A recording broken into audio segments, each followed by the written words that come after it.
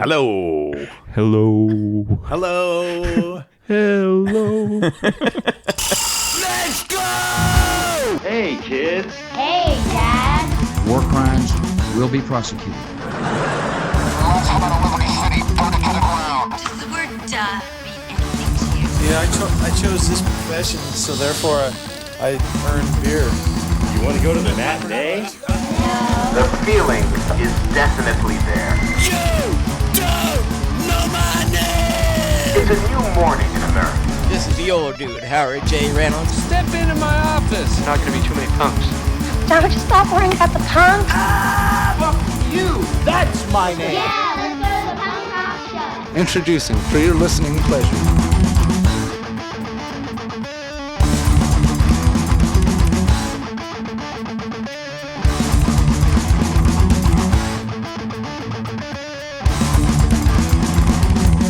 Here we go. It's the High Fives podcast episode 79. Michael. 79 seems like a big number. Yeah, it is a big number. It's one less than 80. The math checks out. Yeah, it's 9 more than 70. We've been doing this a long time, Mike. I know it surprises you every time I say, Mike, we've been doing this for 8 years. And you go, nah, 8 years. Because that's how you talk. It's kind of how I talk. It was a fair impression. And you gave me a deeper voice, which I appreciate. You made me sound a little bit tougher. You're a tough guy. I mean, when I look at you, that's what I think of. I think tough. That's right. Tough. Episode 79, it's the one and done episode. So a band that only ever put out one release, one and done. Yeah. Yeah. There are some caveats though, right? So like some bands. Oh, there's rules in place. Always rules, Mike. Why don't you tell them about the rules? Well, you should tell them about the rules. But... All right. You want me to do it? Yeah, you tell. You're the rule guy. I like to break the rules. I don't like know to that dabble you in do. the gray area. I think I'm definitely the rule follower of the group here, but I think that you secretly love to follow rules. Like if I like the rules. Yeah. Okay. I need restrictions in my life. You need structure. You need discipline. Yeah. Yeah. Otherwise we'd be running around naked. And afraid. Always afraid. So the rules, I think the rules that we put in place for each other was a release is an EP or a full length, one or the other. It's not like, oh, they had an EP and then they did a full length. No. Unless the EPs featured those songs. Right. Like a demo, yeah. Basically, right? Or singles, if they had some singles before the EP or the full length, that's fine. Mm-hmm. Singles before is fine. Singles after, fine. But one, either EP or full length record. Mike, let me tell you about a band that I thought about. Like this was the first band that popped into my head when we started talking about this topic. Again? It was not the Beatles. They're new and hot. Believe it or not, they have more than one release. Paul's dead. Believe it or not. Yeah, I guess if we had put the stipulation post Paul, maybe then. No, I think they still had some more. Anyways, the first band that came to mind, and I feel like I've tried to push this band on you before, to very little fanfare or even reception from you. But the band that first came to mind was this band called Silent Drive. Have you ever listened to Silent Drive, Mike? I don't know now. Now you put me on the spot. Well, they had... If you suggested it, I probably didn't. Didn't, yeah. Yeah. So they had at least one member, if not members, of Bane in it, which, would give some notoriety to the band, I suppose. In 2004, they released an album called Love Is Worth It. There was only a demo before. It was 4 songs. Those 4 songs are on this full length. So it falls into the rules. It abides, Mike. Mm-hmm. It abides. Underrated band. And they even had a song on Burnout 3, the video game Burnout 3. Have you played that, Mike? It's an EA Games game. Huh. I've never played it either. I've never even heard of it, but yeah, I thought it was worth mentioning. You sounded so confident. I was like, wow. We got a gamer on our hands. 2004, that album comes out. Never hear from him again. Nothing. Zero. Fast forward almost 20 years. I looked just the other day. They have a brand new record coming out in June. It was like no they one knew. can stay broken up, man. No one. It was like they knew. And then here's another band that came to mind. I thought for sure, and you're going to go, oh yeah, of course I knew that. I know you are, but I'll be able to read your face. I'll be able to tell if you're lying or not.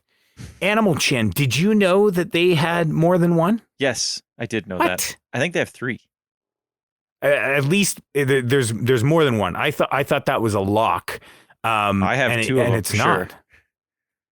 Huh? Are the others good? Like the only one I have is the one. I mean, white one? obviously It's like a there's, white there's album, more right? than one. Yeah, it's like 20 years or something like that. Yeah, that's good. The other one was good too. The same sort of sound. You know, they're very difficult to find online though, which is interesting. It is interesting. It's I like that very band. interesting. I do too. We talked about him a little bit in the ska episode that we did with our pal Aaron Karn. Mm-hmm. Can we call him our pal, do you think? I don't know. I feel like He we never gave him got one back to us on the Doug and the Slugs question. Maybe we irked him with Doug and the Slugs. He's got his own podcast now. He's too cool for us. We did mention them on that podcast or that episode, I should say. And I thought, oh yeah, that's a lock. And it's not a lock, Mike. But I did. So I always thought that name was weird. And I didn't realize what it was until video, my friend. Yeah, well, it's a location, right? From a Bones Brigade video. Yeah. Searching for Animal Chin. Yeah, I mean, it was above my head. That's like the pinnacle of like skate videos. When you were a kid, you never heard about that. It was like the holy grail of like finding Mike, skate videos. I just didn't retain this stuff. Like this stuff just didn't. I didn't watch it 1,000 times. I've never seen like, it. I've never seen it. It was like the holy grail. Like you couldn't find it. Your words just a moment ago were, dude, you haven't seen that? Like you have worn out 4 VHS copies of it. No, it was like one of those things like you'd heard about. Like that's the skate video you got to get. And do you remember when there used to? Oh, I don't even know how to explain this, but there used to be a skate store, and I feel like it was Skaters, but it wasn't Skaters like we knew it, and it was in Acadia, and it used to be right behind my elementary school. So I used to go there. And I always asked for it because I kept hearing about how awesome this thing was, like from like guitar magazines and stuff like or just randomly from like older, maybe my uncle or something like that. And I looked for it, like I wanted to think I was so cool that I would know this, but no, never found it. But I do know about it from Bones Brigade, like the Bones Brigade documentary and stuff like that. They mentioned it in the Tony Hawk one again here. Yes, did you see Till the Wheels Fall Off? Yes, it's so good. It is so good. I learned a lot about Tony Hawk there. Yeah, like the thing, I mean, there's lots to like about the documentary, but one of the things that I pulled from it was like, you know, Tony Hawk always came across as like such a do-gooder. You know what I mean? Like, and I always thought that maybe that was his biggest problem in skateboarding was, you know, because he was like this do-gooder, and they addressed that in the beginning, right? Yeah. Like with his dad and all that kind of stuff. But like then later in life, like, you know, when he's talking about like, you know, infidelity and living like a rock star and like all this stuff. And it was just like, oh shit, you weren't like the 80s sitcom we all thought you were. Yeah, that's what I was shocked on that. As a kid, that would be the skater I knew was Tony Hawk. Sure. Because you just heard his name. Like, sure. Again, not seeing him much, but like he was in Gleam in the Cube and things like that. Like you knew who Tony Hawk was. And I just assumed because skateboarding was cool again when we were in high school. And like towards the end of junior high, and like again, Tony Hawk was around, so I just assumed he just stuck and you stuck with it, obviously. But I assumed he was still making money, whatever, and like living off it, like showing how much he lost, and then like got it back. Also, and then some, an insane amount of money for the Tony Hawk video game. When he said that amount, I was like, my mind went like, what the fuck? Yeah, but like it was so get a video game named after you, and that's the way. Burnout 3, Mike. Let's go back to Burnout 3. But the other thing too was like it was interesting hearing from, you know, his son Riley, who definitely has a different experience through that whole family dynamic than anybody else, you know, being, you know, the son from Tony's first marriage. Mm-hmm. And I don't know, there was like that, there seemed to be kind of a weird vibe there. Like, did you pick up on that at all? Like, just like, there seemed to be some like, I don't know. It's the way that he talked about his dad definitely set a new layer in kind of that discussion. Yeah, again, I always have this squeaky clean image of Tony Hawk, so it's Totally. that was kind of weird about it. He also came across like less of a superhero and more of like Right. a human, which is Right. awesome too, because you're like, man, like the amount he puts into everything and like Yeah. the injuries and like the mistakes and like how he struggles with everything was pretty awesome. Like to see that broken down was Yeah. impressive, I thought. Yeah. To switch back to our thing, the one band I thought of was Guns and Wankers. Right. And I was like, okay, yeah, they put out the one album. Again, shocked to find out they did not put out the one album. They have 2 albums and a bunch of 7-inches. But those 7-inches compile both those albums. So does that count? I thought that was a gray area. So the 7-inches compile the 2 albums that are what, EPs? Like they've got to be what, 5 songs a piece? No, so the first album has 10 songs, which is all 3 7-inches. That's the first album. The Fat Records album has 2 of the 7-inches, which is 8 songs. Okay. So there's missing 2 songs from one of the 7-inches, which is interesting. So I always just assumed that like that Fat Records album that's it. How many songs are on the 7-inches? 3 on each? I don't. What's the math on there? 6. Well, no, there must be 4. There's got to be more there must than be 3. 4 because there's 8 songs on the 8 songs 4. on the Fat release, right? All right. So that's and there's 10. So the metal.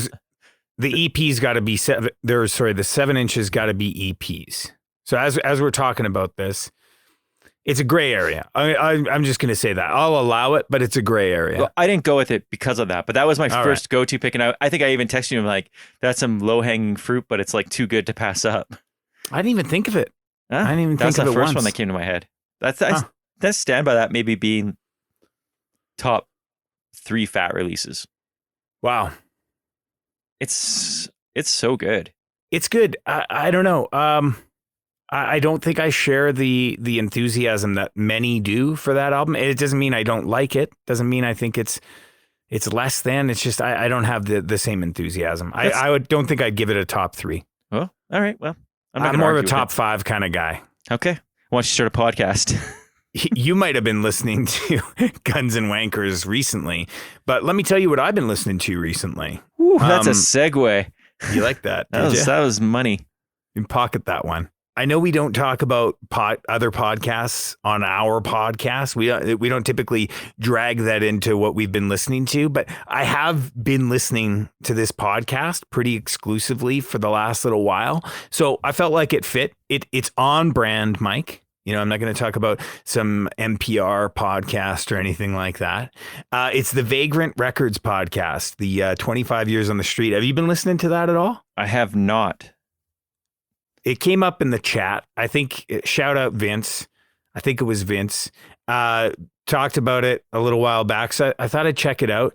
And I'm really digging it. It's just got a lot of stuff I just didn't know, or like bands that I never associated with Vagrant Records that were on Vagrant Records. I think I just kind of didn't pay attention to their roster. And so there were kind of there's been a lot of surprises, I guess, for me, like as I navigate through it. And there's some really great things that, you know, Vagrant's doing right now, like with the 25 year anniversary. I just got my hands on 2 different albums, vinyl albums of Rocket from the Crypt, which are super hard to come by. So super stoked that Vagrant's doing that. Legends? Local legends, Rocket from the Crypt, exactly. Hometown heroes. Oh, that's a better Rocket one from the Crypt. But yeah, it's really good. Like there's a lot on there. So Matt Pryor hosts the whole thing. That's interesting. Which is kind of interesting. And it doesn't translate like a lot of kind of podcasts that are hosted by musicians comes across. Like there is definitely some like kind of back and forth or, you know, jokes that we're not really in on, but like it doesn't feel like the whole thing's like that. And it feels like he's got this this instant camaraderie with a lot of the people in it. That would be interesting because I was really into a lot of the Vagrant bands, and I always just never really knew much about the label. Like up until then, like I knew about, like you knew about Fat Records, you knew about Epitaph, you knew what Asian Man Records was doing. Like there was like a figurehead, Totally. that was running, and like you knew like stuff about Victory and how Victory was sketchy, or you knew that like Drive Through Records was a little bit sketchy and stuff like that. Yeah. But you never really heard it. Vagrant just seemed to pop out of nowhere, in my opinion. Like that 5 Year on the Streets comp was the first time I'd ever heard Vagrant, and I think Blink and Face to Face were on it, and like the Get Up Kids, and that's probably why I picked it up. Yeah, so, it's been interesting to kind of like go back through, 20 years ago, I guess, right? Like in a with a completely different perspective and just kind of finding out new things. Second one on my list is Prince Daddy and the Hyena, self-titled record. You turned me on to this one, Mike, and I really dig it. Like, this is something I keep coming back to.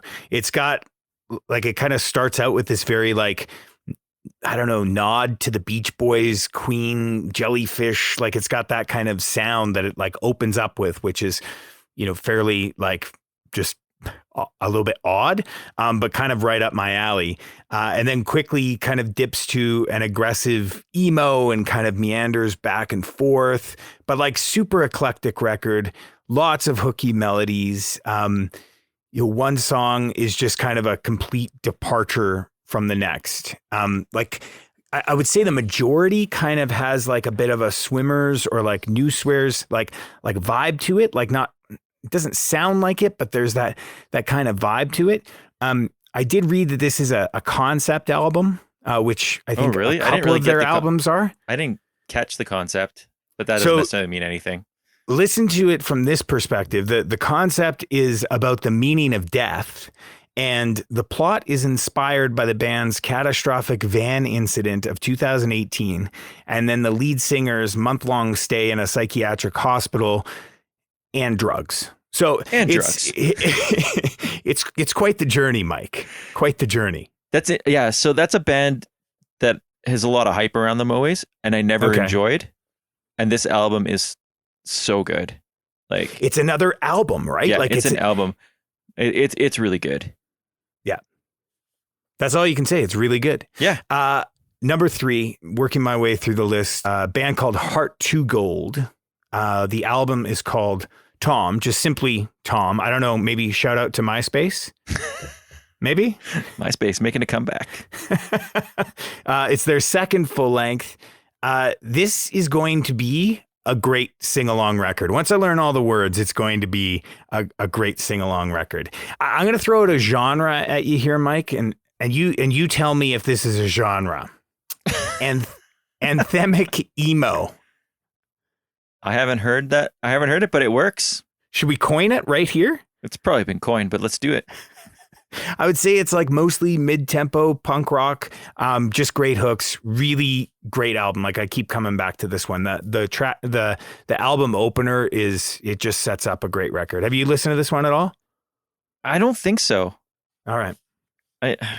Heart to Gold, Mike. Heart to Gold. Last one. Wilhelm Scream. Oh, this is really good.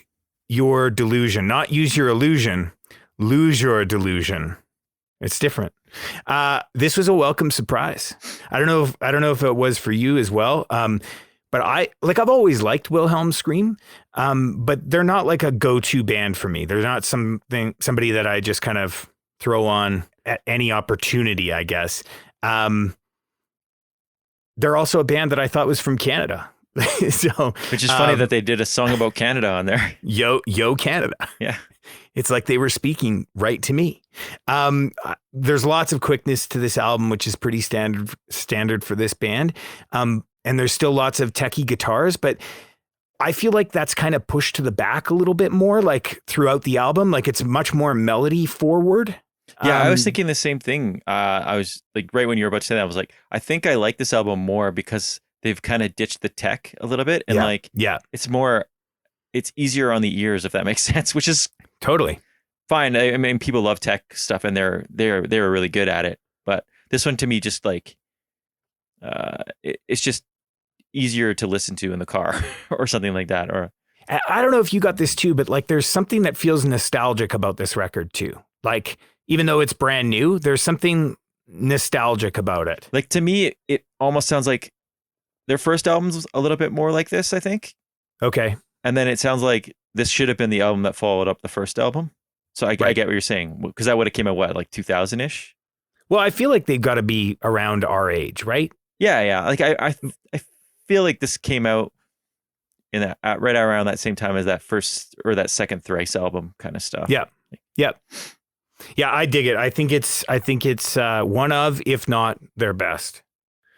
Michael, what have you been listening to? All right, Nathan, what have I been listening to? A band I always really like put out an album, and I was not expecting it, and that's Elway.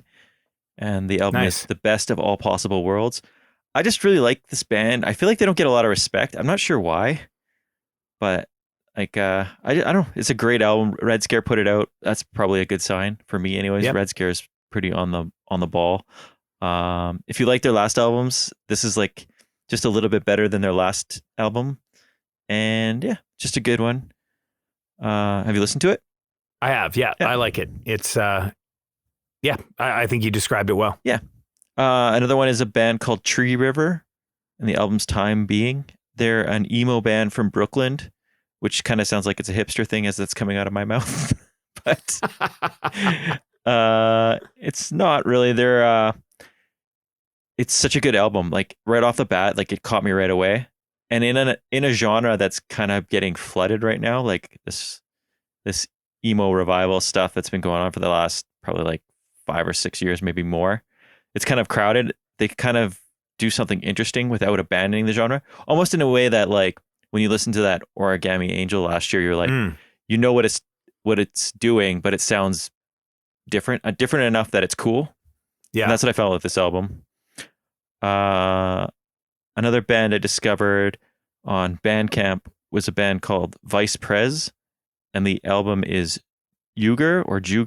I'm not really sure. They're a band from France, and as I was doing research for the podcast, I found out it's a project featuring members of Sport, which is a band I really like. So I was kind of surprised that it doesn't sound like Sport. It's more of a fast punk rock, energetic album, where Sport was not that way. But really good, worth checking out if you haven't checked it out. And the last one is the new Slackers album, Don't Let the Sunlight Fool Ya. Nice. Just a good album as we head into spring and summer, if it ever gets warm. But totally. I just really like this album. Slackers put a standard Slackers album out, I guess. I don't know that they don't really sway too much from what they do, but they're good at it, and I just really enjoy it. There's a couple of really good singles on there too. Yeah. The list, Mike. One and done. In case you've forgotten, that's the list. One and done. Bands who did one album and they were done. Okay. My first one, maybe this is the only one that I'm worried that you chose as well. So to not have the same thing happen as last episode, I'm putting it out first. Ooh. I'm jumping the queue. Well, I'm not jumping the queue. It's my turn. Yeah. But You're moving in right away. I'm going to be strategic. My first album choice is a band called not Elway, Mike. It's not Elway. It's Elwood. Nice. With the album Lost in Transition that came out in 2011. So this is Chuck and Todd from the Mad Caddies. This album is very much an extension of the Caddies, but like it's a little bit different. It's not far off, but it's a little bit different. It's enough different that it's not the Mad Caddies. It's just a collection of really great songs, especially as we go into summer. This is a summer vibes album. If you don't have it, if you haven't heard it, go out and get it, especially if you're getting into summer, not Australia. You're getting into winter, fall. You're not ready for this album yet, but everybody else, check it out. When this album came out, I didn't know this till just recently, Mike, they were poised to drop like another the following year. Interesting. Which never happened. And in fact, they went on to say at the time when this album dropped that they were going to do 5 albums in 5 years. So really ambitious for a band that didn't do any of that. I like their slacker attitude. This is not the Slackers. This is Elwood. They also have an active website that says on tour now. But the last post was in 2011. So clearly this is an abandoned website, but Maybe they tested positive. The thing that I find funny about abandoned websites is like somebody's still paying for that somewhere. Like that's coming out of somebody's bank account at some point. And nobody seems to do anything about it. It's just interesting to me. The band, however, officially broke up in 2020, according to the wiki. Officially. Officially, yeah. After 9 years of waiting to get on that next one, which I think Chuck went on to do that album last year with a bunch of pals, which kind of was a sidestep from ska and more a step into folk. I don't know. Chuck and his friends, I think it was called something like that. Anyways, that's not what we're here to talk about. We're here to talk about Elwood, and I chose the song "Walking Away." I love this album. So good pick. It was on my list, but I figured you might pick it. Yes, I'm glad I went first then. You got an audible ready? No, it was on my list. I'm glad you I decided against it because I thought you might pick it. Oh, see, now I'm curious, Mike. Do you say that when it is on your list and you've just got 5 more ready? Like, sitting Nope. in waiting? No? Nope, This wasn't actually on your list? No, I can send you my list, my notes if you don't believe me. No. I don't believe you, but you don't have to do that. Fine, Nathan. Do you know... So when that came out, I was kind of under the assumption the Caddies had broken up and they were getting... Yeah, that's what I thought too. And they were just going to do this, and this is an extension of the Caddies. Right. But then the Caddies put out a good album right after this. Yeah. I was just curious if you had came across anything in the research. I didn't. There's very little about it. Even with their active website. Even with the active website. Yeah. It is odd though, right? Like when the lead singer puts out an album that, is under a different band name with different members, and it's very similar to the style that they're already playing in. Yeah. You know what I mean? Like it sends up suspicion flags all around, Mike. Red flags for everyone. But we got a good album out of it, so it doesn't matter. Yeah, we did. Maybe one day you can ask him. We did have his mom's number for a while, remember? There's so much that could be said to that right there. Let's not. Okay. Mike, your number one?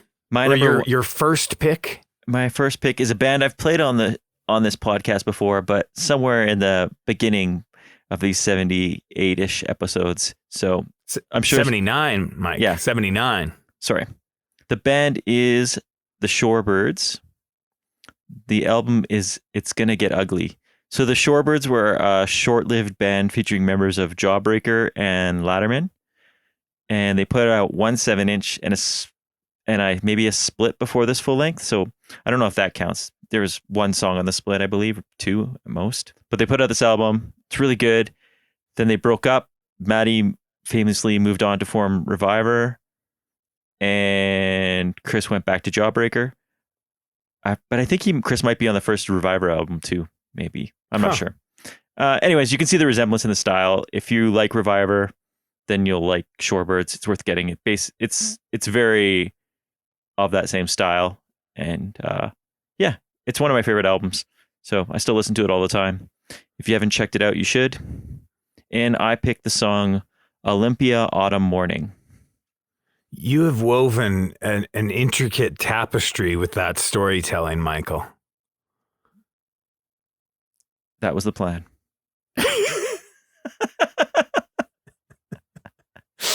Very, very interesting. Lots of names, lots of connections, There's a lot of connections there. Yeah. That whole Olympia, Washington scene, I think, is pretty connected to...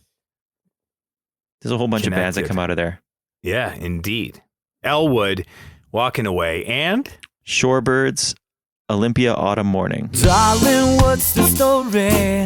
Are you losing touch? All the love I've been giving, well, it just ain't good enough.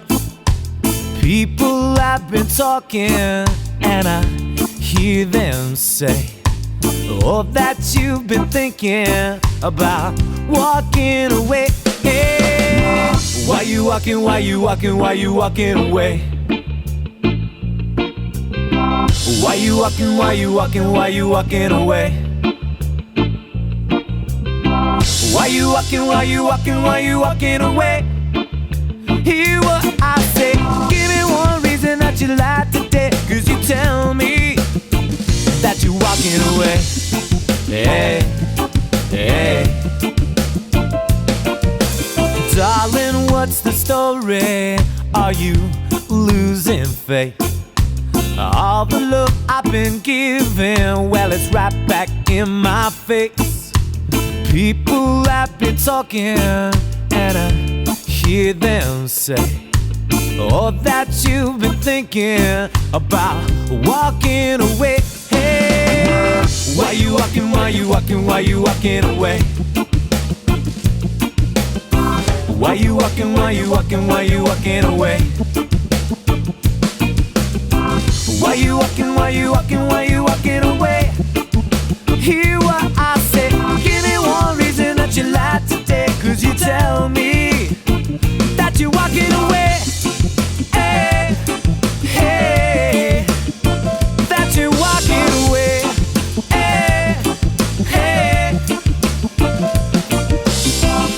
Some days I wonder how if time will set me free. This sky I'm under, well, open up for me. Hey, why you walking, why you walking, why you walking away? Why you walking, why you walking, why you walking away?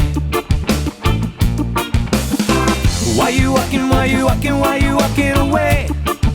Hear what I say. Give me one reason that you lied today. Cause you tell me that you're walking away. Hey, hey, that you're walking away. Hey, hey, that you're walking away. Hey, hey, that you're walking away.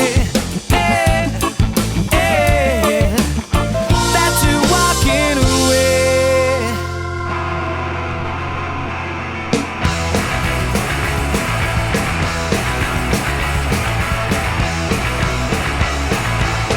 Nobody knows but the seagulls and the crows. Some say your heart is an ugly heart to rest. Say it's more like what your heart kill.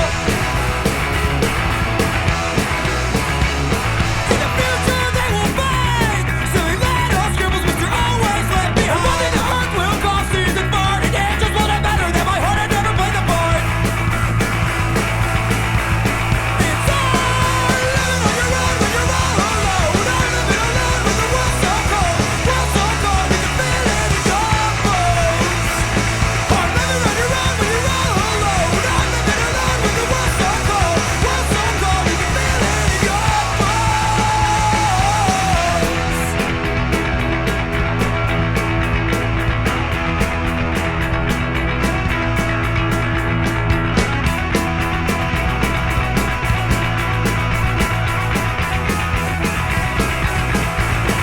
It's hard living on your own when you're all alone. I'm living alone when the world's so cold. World's so cold you can feel it in your bones. Hard living on your own when you're all alone. I'm living alone when the world's so cold. World's so cold you can feel it in your bones. And I wanna go home. I wanna go home.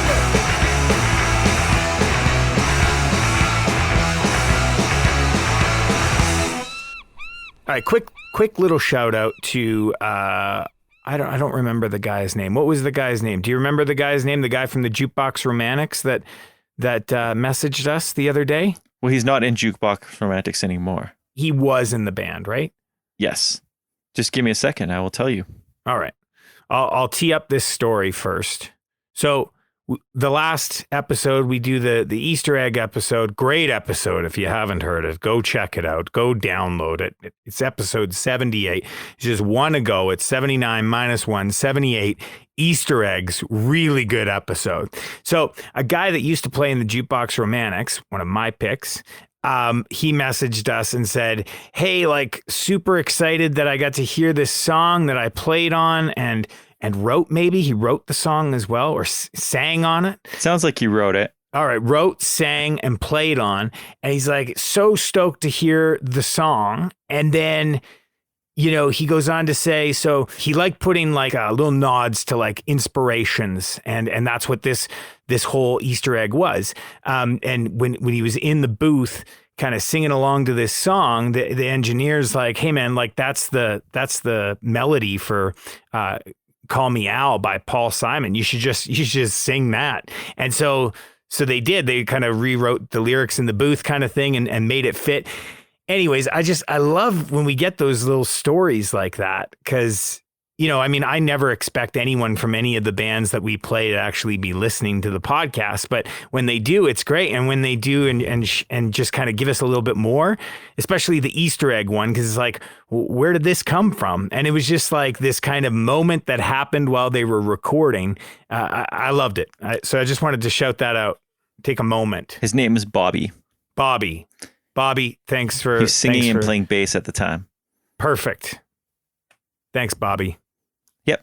He's got some solo stuff out under the name Bobby Edge. So if you're looking for stuff, might as well check it out.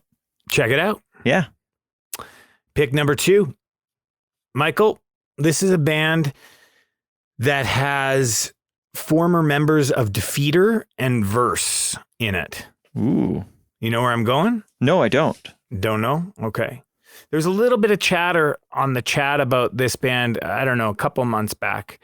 But I don't know if you picked up on it. The band is called, they just put out an EP, one single EP in 2018. I think they had a single before the EP.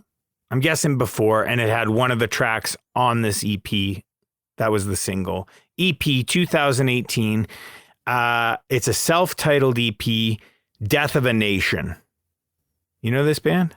It does not ring a bell. All right. Well, here we go. There is zero from this band on their socials and the larger internet since 2018 when this came out. There's nothing. They came out hot. They launched the EP, and then that's it. And then they went away. So this is the only one, and as far as I can tell, this is the only one to come.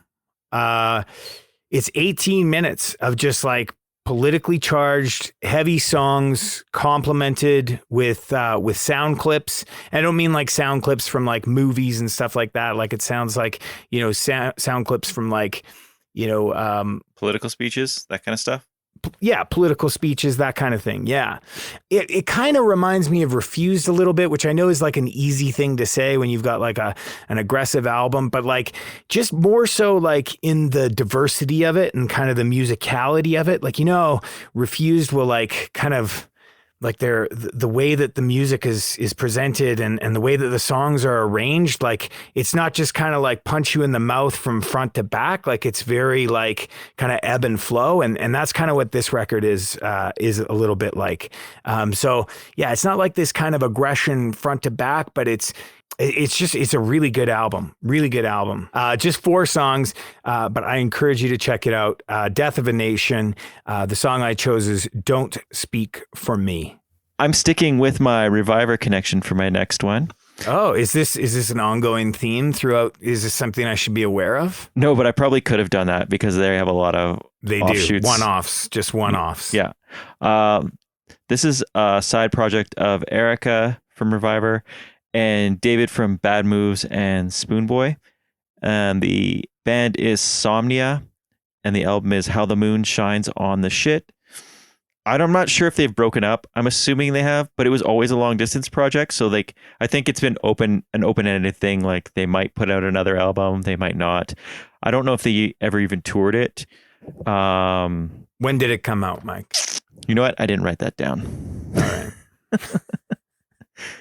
I can't be expected like to figure this year, everything out. Or no, it's a good 5 or 6 years old. All right, 5 or 6. That's a good buffer. Yeah. It has the same sort of feel as Reviver, but it's definitely more indie rock. Like there's a little bit more catchiness, less in your face. I love Erica's voice, so I'm a sucker for anything that she's touched. So nice. Instantly sold on it. It's yeah, like I said, it's a long distance project, so we might get another one. I doubt it, but you never know. I'm still always trying to figure out whatever happened to Reviver too, if anyone ever wants to fill us in. But yeah, the album's great. The song I picked is called "The Double Life of Ed Claiborne." Who's that? Did you I don't look know. into that? No. What do you expect? Ed Claiborne. I'm pretty lazy. I thought you would have looked into that. We should look into that, Mike. We could look into that. We could wiki that. All right, let's you think look into it. Do you think if we went through Bing? Oh, of course, Bing's got it. Yeah, absolutely. Bing's for all your solutions, right? Bing, the answer for all your internet questions. That's Bing. I don't think I've heard of this band before. And I feel like this is a topic where you would really shine, Mike, because you know a lot of these weird one-off sort of like bands that just kind of pop up and then go away. Don't you? I feel like you know a lot of that. See, I felt like I did, and I had a huge list. And then as I was going through, they'd be like, oh, they put out an EP, or they had they had done something else before this, or so a lot of bands I thought were one-offs had other releases that I didn't know about. So a lot of surprises for There you. was a lot of surprises in my research. All right, good. Death of a Nation, Don't Speak for Me, and Somnia, The Double Life of Ed Claiborne, who we may find out about. Or may not. Maybe. Probably not. Cut at the throat with a dull knife and sever the head with time, while apocalyptic engineers and tyrants through the globe. A brand name cuts everyone in line, aligning colossal fossil fuel mines, and the death of our future right before our eyes. Trump cards and rich men don't speak for me. You're a cancer spreading, a blanket covered in disease for your so-called enemies. Please, don't speak for me. A new dawn is upon us, till it gets in bed with racist pigs. A future distorted, a past erased. The confusion is swayed in some way. We are all victims of a fucked up nation state. Their houses were regressive nightmare, an outdated, whitewashed, burrito shit. Don't speak for me. Their houses were regressive nightmare, an outdated, whitewashed, burrito shit. Don't speak for me. You made the bed too lying, an airport for you to die in. Chicks are black, white are going to brown. New water can't save with all the drugs out. Resistance foreign communication, scientific demonstrations. Expanded wars and drone strikes, all mercenary covert operations. Your interactions don't speak for me. The blood-stained penalties don't speak for me. Your blood-stained penalties don't speak for me. Your blood-stained penalties don't speak for me. Your blood-stained penalties don't speak for me. Don't speak for me. Don't speak for me. Don't speak for me.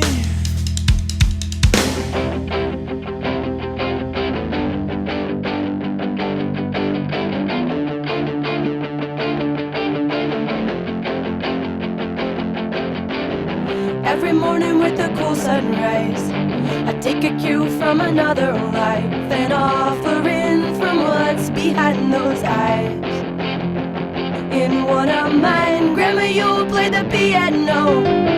Black green, it was beautiful. She sang a melody I didn't know.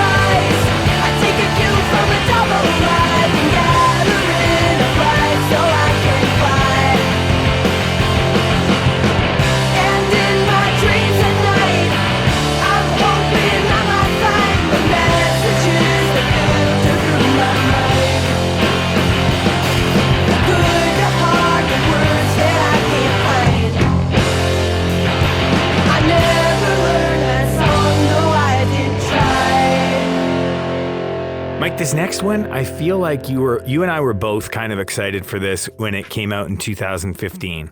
Like we were talking about it. I remember conversations. I don't remember what was said in these conversations, but I remember having them. The band is a New York band. One EP, again, sticking with the EPs, one EP. And the band's called The Red Owls. Do you remember this band? Oh, yeah. Members of the Ataris and Nightmares for a Week. The EP was called Do You Feel Any Better? And that was it. I remember being excited. It came out. It got followed up with a single like 3 years later. The single is called Checking Out, which obviously aptly titled.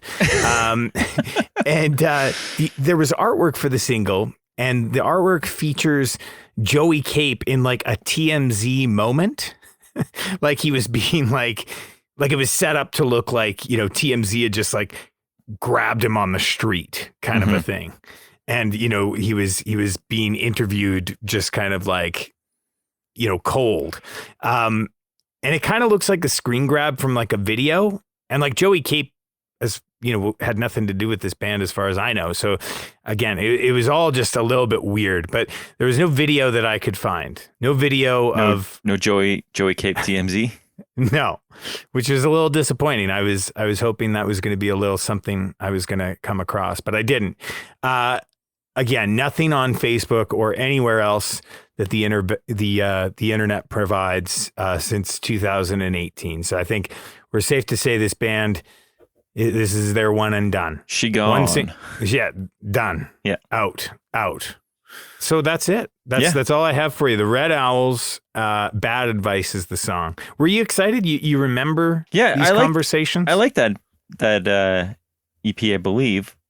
Like, I don't think it was anything to write home about, like, out of the ordinary, but it was good and sounded like kind of like the people involved in it, and it was good. It held some promise. Let's say, can we say that? They have a cover of something too that was really good. I feel like that's the first thing I heard from them, but maybe I don't know. I could be making that up. I mean, somebody will probably say, "Oh yeah, Bad Advice is a cover," and I'll go, "Oh, like what happened not too long ago, a couple episodes ago." That episode we no longer speak of. Oh yes, yeah. All right, I guess I should go. Hey, you should go. You should take the opportunity, Mike. The next album and band I picked is a band called The Coolies. The album is It's the Coolies. Do you know this band? No, but that's exactly what I thought their album would be called. So it's a supergroup featuring members of the Muffs and the Figs, including the late Kim Shattuck. Is that how you say her name? Shattuck? It sounds right. Yeah. I'm number one for pronouncing things properly, so. No. Anyways, the Coolies put this EP out in support of ALS, which Kim was privately suffering from at the time and later succumbed to. I believe she passed away before the album actually, or maybe like right after the album got released. It's a pretty cool album. All the proceeds go to ALS research and support. That was the intention all along, and it continues even in all the repressings. Oddly enough, it features a guest appearance from Stevie Van Zandt playing the theremin. Is that how you say that instrument? The yeah, theremin? That is. Yeah. On one of the songs, which I think is just kind of really odd. Because if you know the Muffs, that's what this band kind of sounds like, is an extension of the Muffs, because they have sort of a sound, right? Yeah. Anyway, it's a great album. If you ever get a chance to pick it up, you should pick it up, because like I said, the money goes to ALS research, which is a really horrible, horrible disease. And I'm sure you know that Kim passed away from it. And the song I picked is Uh-Oh. Off. We're the Coolies. It's the Coolies. Sorry. Do you think the Coolies they're speaking of like the land formations that are in Drumheller? No. In the foothills of Alberta? I wish. No, the artwork's very Archie's like. Oh, okay. So it's kind of like the font. Like Coolies being like COOLIE, like we're cool. Yeah, like they're so cool. They're the Coolies. They're the Coolies. Okay. Like a gang of cool kids. Yeah, right. From the other side of town. Okay. Uh-oh. Did you get that reference? I got it. All right. Yeah, I liked it. All right. I liked it a lot. Okay, well, great. The Red Owls, Bad Advice, and The Coolies. Uh-oh.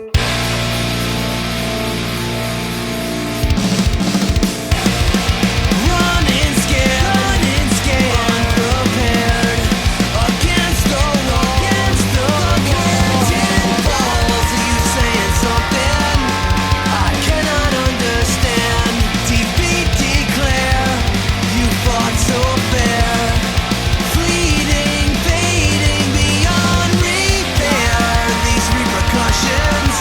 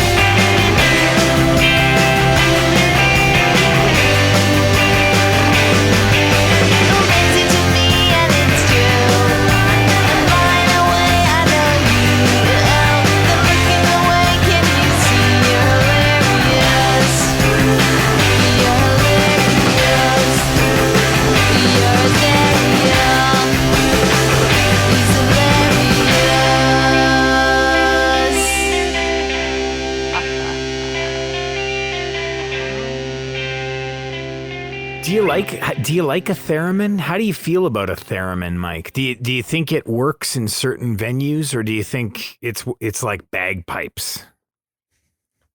Do you like bagpipes? I guess would be my follow-up question. Are you asking if I like to dropkick Murphys? I am not. I'm not asking that. No, I don't know. I've got no strong feelings towards theremins either way. And yourself? I feel like I hate them, but like I do feel like they fit sometimes. Like it fits in a Fishbone song. Yeah. Like I'm sure it does fit in the Cooley song somehow. So yeah, I guess I like it if it's used properly. But I don't think I like it. Like, I don't know. It can be an accent, and that's all it should ever be. It should not be really an instrument that's used. I don't think it is. You know, a lot of theremin themed bands. Well, somebody plays that thing. Like, you can't just like walk up to a theremin and be like, I play a theremin. Like, you got to know how to play it. Somebody plays the oboe, but it's not showing up everywhere. Hey, no one plays the oboe. All right. Nobody. Oboe Joe says otherwise. I thought you were going to say accordion, and then that was going to lead me down. How is Harry Potter playing Weird Al? And looking cool. Right? Like, I can't wait to see that movie. Yeah. It's going to be good. It? Yeah, it's going to be good. That's it? It looks good. That doesn't sound excited, Mike. That sounds like barely interested. I sent the trailer in our group chat. So? That implied interest. Well, the implication was null and void by your lack of excitement here and now. I'm excited. That's as excited as I get. This one I know you didn't pick. And I think you got on me for playing a lot of bands that surround this musician that I'm about to disclose in my pick in the early days of this podcast. But a lot of those episodes you can't even get. Like those are like NFTs now. Those episodes. NFTs that no one wants. So like cryptocurrency. That's what an NFT is. That is the definition of an NFT. I'm putting this out there to you because I don't want the first thing that you say to be like, oh, you play that all the time, because I don't. Okay. All right. I played it on episode 2 and episode 25. Oh, that's a lot. It's twice. I'm more impressed that you did the research. Well, yeah, I looked. Man, it's not hard. All you have to do is go to the website.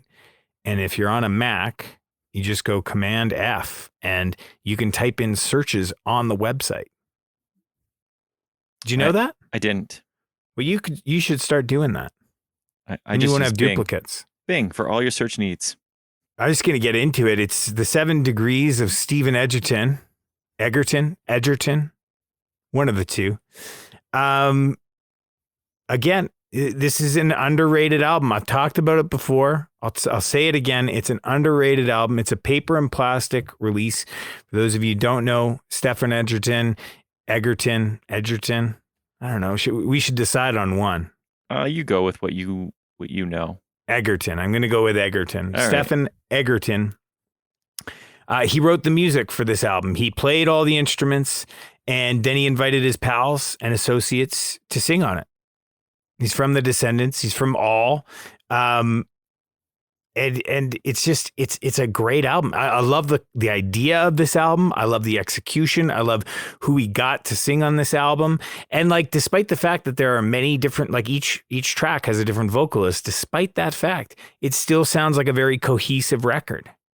Now I'm not name dropping, but I did talk to Stefan at Fest when I saw him there. We were talking mostly about hairstyles and, just like razors and stuff, right? Were you guys like, this is the kind of balm I use on my head on a sunny day? Yeah. Like what kind of, are you like an SPF 40 kind of guy, or like you use a 4-blade or a 5, like if you want a polished look? Yeah, exactly. So we were just chatting with him, and like, I'm a big fan of this album. So I was like, is there more to come? Do you have one ready to go? And he's like, well, it's definitely in the works. I'm working on the music for it. I've got some guys in line that are going to sing on it, all different guys. And that was many years ago. I don't know how many years ago that was, but at least 6 years ago, and nothing. So I think it's fair to say that he's moved on to other projects. There's no follow up to date. I don't anticipate there's going to be one, but great songs, worth a listen. The song I chose is Never Again, featuring Bill McShane. You know who Bill McShane is, Mike? I do not, off the top of my Neither head. did I. I didn't know who Bill McShane was either, but it's a great song, and Bill McShane sings on it. Who is Bill McShane? Well, Bill McShane fronts a band called Ultimate Fake Book. You ever heard of that band? I've heard the name, but I couldn't tell you what they even sound like. Well, I'm glad that you've heard the name. I'd never heard the name before. It looks like they kind of stopped putting things out in like 2003, but then all of a sudden, after a long break, they dropped a single in 2020. It's the year to drop a single after long breaks. People had a lot of time in quarantine to figure things out. I guess. So, Stefan Edgerton, Never Again, with our boy, Bill McShane. Can't believe you went to this album again. I'm just kidding. Mike. I'm just kidding. So my next pick was a project that was apparently 5 years in the making.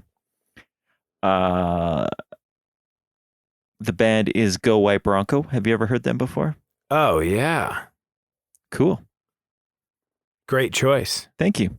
Go White Bronco is a collaboration of Long Island musicians from bands like Iron Chic, On the Might of Princes, Deep Pockets, Ancient Tongues, and Splurge. But it doesn't really sound like any of those bands except maybe Iron Chic because the vocals. It's a more solemn acoustic album. But like I said, the vocals are done by the dude from Iron Chic, so you kind of know what you're getting vocal-wise. As far as I know, they haven't done another album. There was originally a single for Life as a Monument off this album, but it was more of a demo. I think there was only, like, it wasn't even a full band as compared to the version that's on the album. But yeah, the album is called Population Ghost Town. It's really good. Like I said, it's different. It's acoustic. It's more along the lines of folky, like atmospheric music, I would say. And I really like it. And the song I picked was the one I talked about before, Life as a Monument.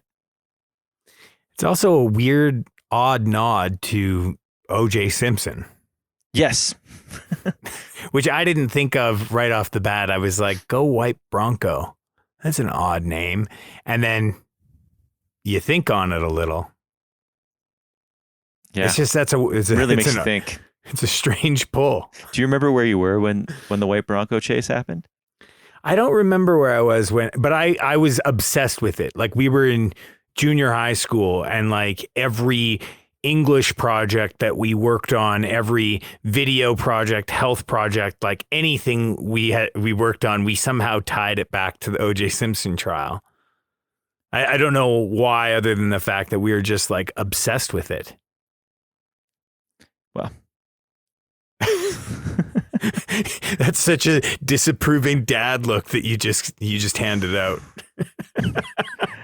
The head shake. And I was going to ask everything. you if Juice was involved, and then of course he was. Yeah, well, I guess he was the ringleader. You don't get the nickname Juice. I remember I was having a birthday party at my house, a typical junior high birthday for yourself. Party. Yeah, junior high birthday party with like playing spin the bottle.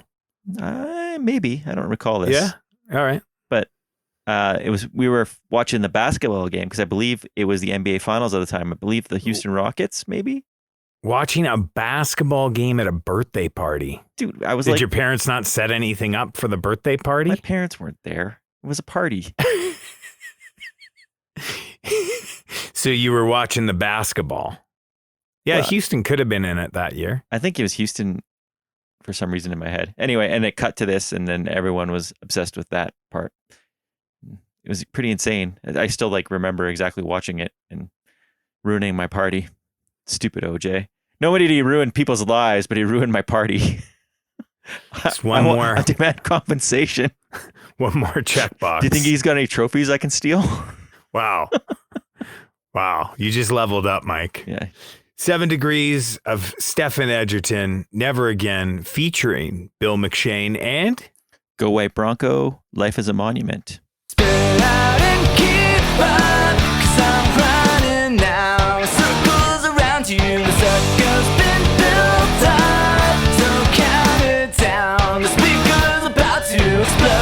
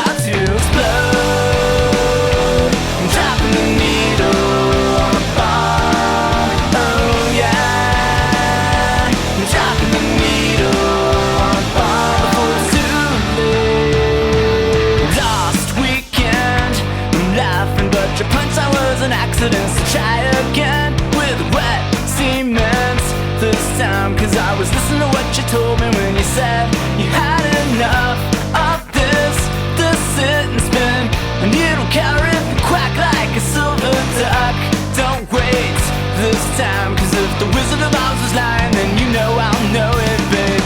You look back on this warning ring, you see how you got us moved on. All this time and you wonder what went wrong. I'm so excited cause I feel it's on again. We're still divided cause you won't let go again. All the same, we want it that way, but I'm not giving up on this yet. With Fleur Assassin come and sing us something new that fixes it again, and now it's up to you. Renegade, have it your way. Cause this is growing up okay, but still spin out and keep up. Cause I'm running now in circles around you. The circle's been built up, so count it down. The speaker's about to explode, dropping the needle on fire. Oh yeah, I'm dropping the needle on fire before it's too late.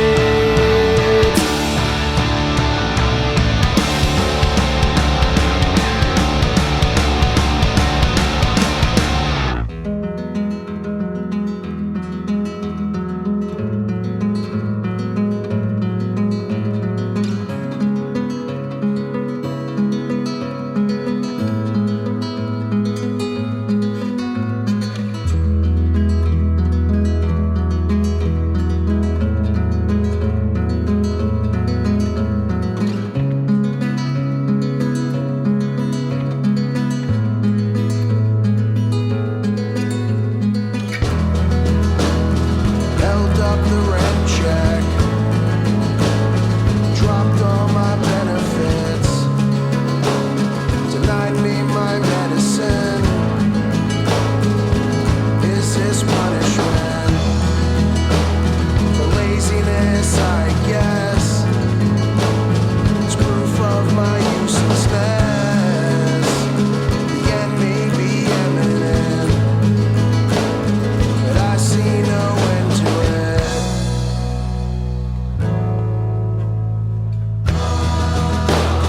And all my accomplishments are rendered irrelevant, cast off in a sinking ship. I'm sick of this sinking ship, with life as a monument to aimlessly wandering. The end may be evident, but I see no evidence.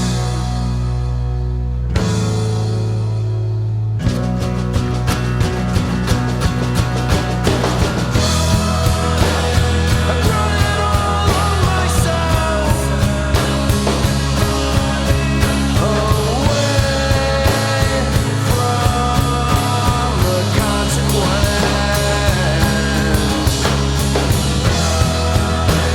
I brought it all on myself,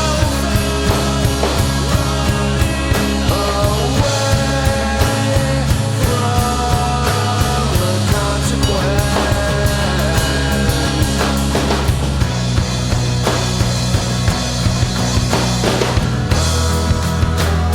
The lungs fill to the brim, they scream at the top of them, they burn and begin to rip a sense of accomplishment, and it's metafictional, almost metaphysical. I'm in my own fiction, and I make myself miserable.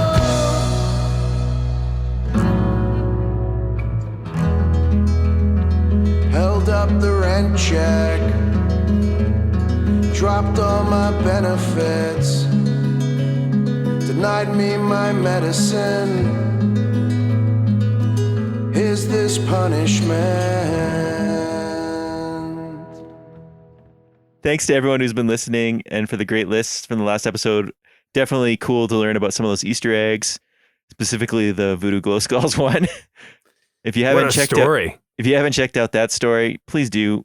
You can find that on the Instagram. That's how cool I am. Or on our website. Probably our website's a better place to plug than I don't the think Instagram. it's there. Yeah, I have not put it up yet, maybe. No. Yeah. So don't promote the website. No one goes to websites anymore. The I only know people that go to websites is you and I looking for these bands, and they don't even monitor them since 2011, Mike. Elwood's making a comeback. They're still planning their tour. Yeah. It's on. Anyway, they're on tour now, Mike. Okay. Anyway, super interesting stories. Thank you to everyone who sent the list. If you have lists for any of our episodes, please send them in. We'll post them up on our website that no one looks at, and our Instagram site, which people sometimes look at. Thank you for listening. If you listen to us on Apple, please leave us a nice review. Please share this podcast with your friends, because it's always fun to hear about it from other people. Yeah, that's it. I don't know. You got anything else to say? Oh yeah, check out our Instagram on Fridays. We post music picks from our collections for you to check out if you still need more music suggestions from the two of us. Maybe you do, maybe you don't. But yeah, let's hear that last pick. I think that's it. All right, that's it. That sounds good. And fuck you, Sam Roberts. Mike, you can't say that. I can say what I want. I'm going to censor you. Fuck you, Nate. All right, I'm going out on the slow and steady, Mike. I'm taking a page from your book, and this is the I don't know, the easing out of the episode, let's say. I don't know if you know this. I don't know if you know this or not. This song reminds me of a song that you played many episodes ago that I still listen to. I love this song. This Sure As Hell Ain't My Life by Billy the Kid. I really like that song. This is not that song that I chose, but it reminds me of that song. The band is called The Both. Do you know about The Both? I don't. How do you even spell The Both? Like the B-O-T-H? Yeah. Okay. It's a self-titled record. It's kind of indie rocky, folky, rock bandish. It features Ted Leo and Amy Mann. Oh, cool. Which you may know both those people. I do. All right. So for those that don't know, Amy Mann recorded songs for Magnolia. That was what gave her probably her most notoriety, which earned her some Grammy and Oscar nominations. She has links to Ministry and Rush. I don't know if you knew that, Mike. Links that to I didn't both know, those bands. She's an indie rock darling. Yeah, she was in a bunch of bands that I'm not familiar with. She also was, or maybe still is, married to Michael Penn, brother to Sean and Chris. Look at you, Mr. TMZ. Yeah, look at me. I checked out the wiki today. Ted Leo, you may know him from Ted Leo and the Pharmacists. And Ted Leo was like kind of one of those dudes where I'm like, okay, so how did you get woven into punk rock? Well, he came up through the New York punk scene of the 80s and 90s and is a founding member of Citizen's Arrest. You ever heard of that band, Mike? No, but I do know that fact. You know that fact. But I don't think I've ever heard Citizen's Arrest. I came across Ted Leo. Like, I'd always heard the name Ted Leo. Yeah. Once I started liking the Hold Steady, I got really into Ted Leo. Okay. There you go. So The Both. I didn't know this existed. That's awesome. I do enjoy both of them. I like Amy Mann a lot too. You do enjoy the both of them. I like, yes, the both. Yeah, both. But we'll find out if I like the both. Yeah, they both have really, really great voices that really complement each other really well. Like it's a polished record, but it's got a lot of great songs on it. So the song that I chose that reminds me of the song that you once played, Mike, is called "You Can't Help Me Now." Cool. On the topic of that song, Billy releases a lot of stuff online, and has she does like a 30 covers in 30 days thing. That's pretty cool. If you ever get a chance on YouTube to check it out. And I believe she's releasing an album like this year again. So she used to live here in Calgary and then moved to Vancouver, or was originally from Vancouver, came to Calgary, and then now she's in Alabama. I wonder what brought her to Alabama. If I had to guess, I think a relationship. Hmm. Anyway, check out her YouTube. Her covers she does are awesome, and Cool. they're like all over the place. I think the last 3 years she's done the 30 covers in 30 days or whatever. Can you buy and download them You cannot. on the? I think you there's cannot. there maybe is a Patreon. Is that how you say that word again? I always forget. Yeah. Yeah. I think there might be a Patreon that she does where you can, but I've never done that. Yeah, the I'm not a big Patreon fan of thing. those things. I don't know why. I feel like put out an album. I'll buy your album, but I don't want to pay extra for some. I get why people do it. I mean, you got to hustle any way you can in the music industry these days, but I just never been a fan of that. Like, if you want to give someone some extra money, just give them some extra money. I don't need a carrot. Mike, carrots are good for your eyes. Sounds like a Sam Roberts kind of thing. Maybe Jack Johnson. No, he's more of a pancake guy, right? He's into pancakes. I don't know where this comes from. It's just me being a jerk. I think you're more of a pancake guy. I like pancakes. I don't like pancakes that much. Really? I'm more of a French toast guy. What don't you like about pancakes? I don't not like pancakes. There are certain pancakes that I don't like. Like it's got to be almost burnt, and like the middle has to be cooked all the way through. Who doesn't want them cooked all the way through? That's gross. That's like food poisoning waiting to happen. It's not that they're not cooked all the way through. They're too soft in the middle. So you want like a McDonald's pancake? I want it to be a little bit dense, and I want it to be like cakey. You know, like What about a crepe? Do you like them? Yeah, I like crepes. Because I think some people refer to them as a German pancake sometimes. No, crepes are French pancakes. Oh, French pancake. Sorry, you're right. Hence the term Not crepe. German. Crepe sounds very French, not. All right, Mike. All right. What's your last pick? So my last pick is it's an odd pick for the podcast. It's not completely off brand, but I might get some flack for this one. To put it in perspective, I once had this album in my car when I was driving home with a bunch of dudes from hockey. And one of the guys in the passenger said, "This is the worst music I have ever heard in my life. Can you please turn it off?" Wow. I turned it up. It said he didn't know what he was talking about. He's a hockey bro, so I don't put much stock in that review. The band is Waves of Fury. Have you ever heard them? No. They are a self-proclaimed vampire band or something along those lines. Are we just playing vampire songs at the end of the podcast from now on? No, but is I that what should. it is? I should. The music is a blend of northern soul, garage, goth, and punk.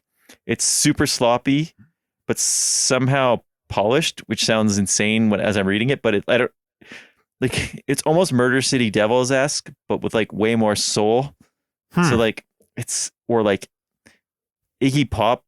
If Iggy Pop played in a northern soul, I don't know. It's weird. The lyrics drift in and out with tales of vampirism, living in torment, greed, and heavy drug usage. They did have a 7-inch before, but these songs are on the release, and it's super hard to find out what happened to them. Like, there's a lot of reviews on this album, and it's a mixed bag. Some people were like, "This is the greatest thing," and other people were like, "This is shit." Like your hockey buddy. Yeah, but review wise, so I couldn't find out what happened to them at all. Like, it's like they dropped off. There's no websites. There's no like reviews of shows or anything. It's just like they just disappeared. So my only guess is that Blade or the Frog Brothers found them, or maybe they're still chilling in some old hotel eating Chinese food and drinking blood from gothic wine bottles, Lost Boys style. Could be it. They could just broke up. Maybe the vampire thing wasn't working for them. Anyway, this album always struck me as something super interesting, and I'm hoping maybe somebody else out there will like it more than that hockey guy. The song is called "The Killer Inside of Me," and the album is "Thirst." Your little vampire story made me think of. So I was listening to that Vagrant podcast earlier today, and it was the Alkaline Trio bit on the Vagrant podcast. There's this bit where they're talking to, is it Derek Grant? Does that sound right? He's a drummer. Yep. Yeah. Former drummer of Suicide Machines, right? Yeah. Yeah. He just did the first album, just the one, I think. Anyways, so they're talking to Derek Grant, and he's talking about like how they, the trio kind of evolved into wearing like wardrobe, as he classified it, which, is not a lot. You don't hear a lot of punk bands talk about wardrobe. Yeah. And so he was talking about some of the wardrobe that Alkaline Trio was doing kind of as they were like finding their way through kind of, some of these kind of, darker concepts, let's say. And so he started wearing like a priest's shirt, like with the collar and everything. Like he had gone out to, or, ordered it from like a church site or something like that, had it tailored. Mm-hmm. And so he's wearing this, like, that's what he wore, playing the show. I feel like it's on one of the albums. What's the album with them in red, kind of like? Oh, Good Morning. Yeah, I think it's what he's wearing on the Good Morning on. Could be. So he's talking about this shirt, and that's become his thing, right? Like that's what he wears, is this priest shirt. And so they're touring with My Chemical Romance, and My Chemical Romance is pretty big. Like they're opening for My Chemical Romance and at this stage in time. And so Gerard comes up to him and says, "Hey man, like that's really cool shirt. Like, night after night, he's like, I really like that shirt." And so, they get to talking one night, and Gerard's like, "Man, can I just try it on?" And he's like, "Yeah, I mean, like I had it tailored for me. So it's like, it's supposed to fit me, but like, yeah, you can try it on." And so he goes off with it and then ends up wearing it on stage that night. And like the next day in all the magazines, it's like punk rock priest and like just photos everywhere. This guy's been wearing this for months, and one night of Gerard Way wearing it, and it's everywhere. And then he finishes off this piece of the podcast. He's like, "Never got that shirt back." That's a great story. Way to go full circle on that podcast thing. Thanks, pal. All right. The Both. You Can't Help Me Now. And Waves of Fury, The Killer Inside Me. Stay cool and be excellent to each other.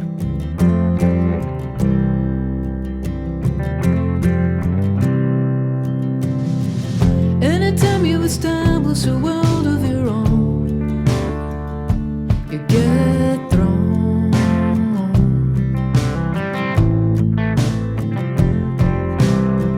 Try and answer a bomb with a calm undertone.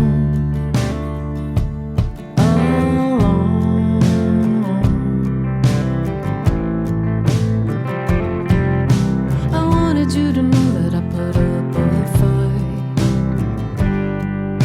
but everything goes missing when they dim the light. The catastrophic sinking of the windless kite.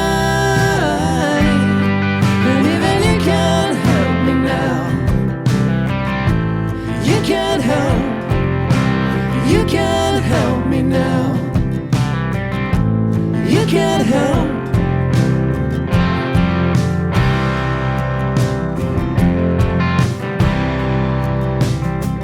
Anytime you establish a need to atone, you're prone.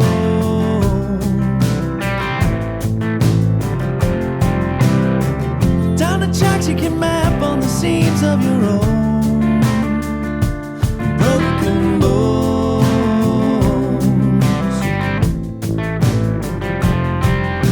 I wanted you to know I'm not here to indict,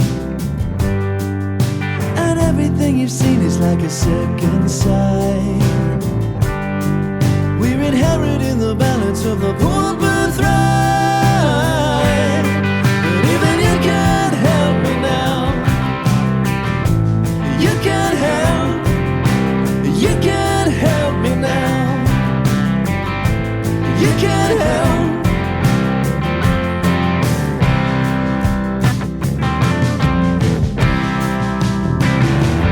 You wanna say that you were waiting for this, but you weren't ready yet.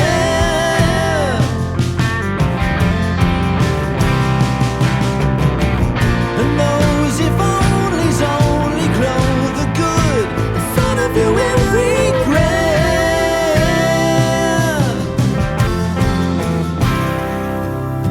I wanted you to know that it was understood.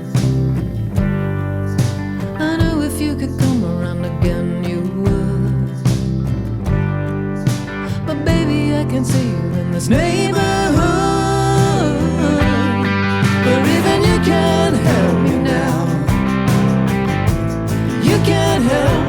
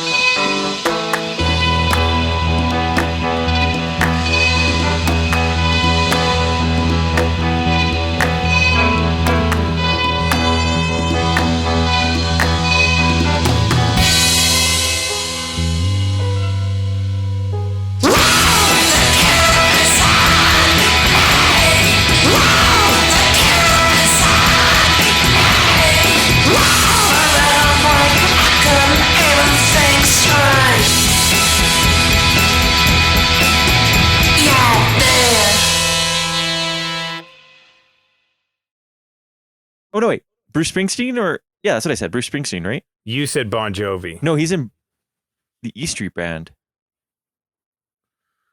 Stevie Van Zandt. Now I'm questioning myself. E Street Band. Both those bands are from New Jersey. He's a very ugly guy, so I'm sure if you saw him, you know who he was. That's not nice, Mike. Bruce Springsteen. You're saying Bruce Springsteen is an ugly guy. No, I'm saying Stevie Van Zandt. Mike, Bruce Springsteen is a very attractive man. He is. Then why Stevie are you Van calling Zandt him? when he was younger might have been, but now he's kind of like old dude wearing a bandana. So he's a wrestler. He does kind of have a wrestler look to him.